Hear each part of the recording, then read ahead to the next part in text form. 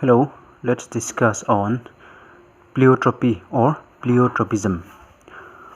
Until now, we have discussed on one gene controlling one phenotypic character. Example, gene T. Gene T control the tall height. Gene Y control the yellow color. So, till now we have discussed one gene controlling only one phenotypic character. However, in this topic, we will be discussing on one gene controlling more than one characters. So, this phenomenon is called as the pleiotropy or pleiotropism.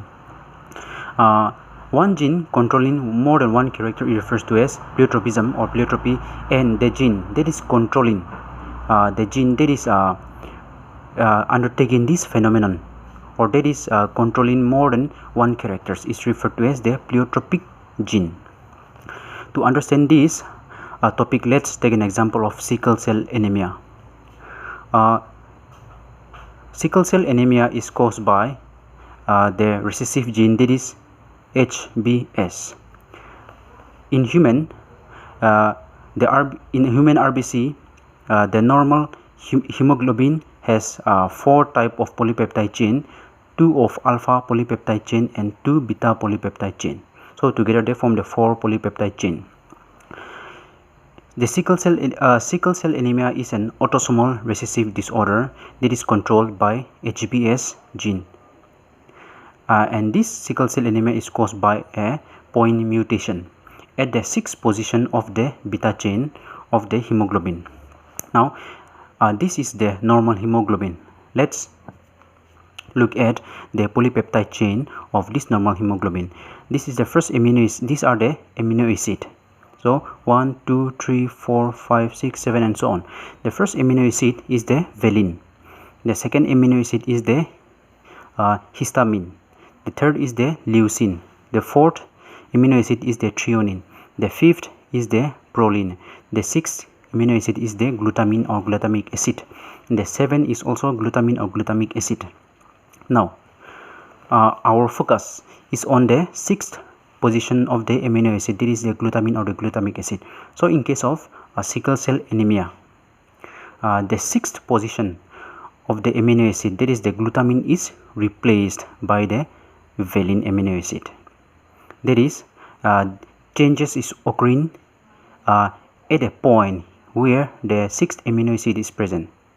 So in case of sickle cell anemia, sickle cell anemia arises because of the replacement of the 6th amino acid, that is the glutamine or the glutamic, by the valine. So this replacement causes the sickle cell anemia.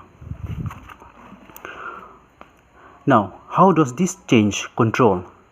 How does this change control the characters? That is the point mutation. In this case, result in 2 changes. So the replacement, that is the point mutation of this normal hemoglobin, result in 2 type of changes. One is that it changes the structure of the hemoglobin. So here the normal glutamic acid is being replaced by the valine. So this result in the entire change of the normal hemoglobin.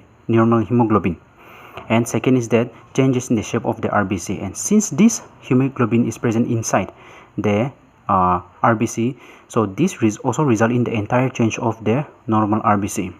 So the change in this result in the change in the point mutation in the normal hemoglobin result in its character of carrying the oxygen capacity. The normal hemoglobin, the normal RBC on the top, from the top look like this, and from the side it looks in this biconcave form. However, once point mutation occur in the normal hemoglobin by the replacement of valine amino acid, it result in sickle shaped. So this RBC, once point mutation occur in this normal hemoglobin, it changes its biconcave form into sickle cell. So based on this position, this disorder is called as the sickle cell anemia.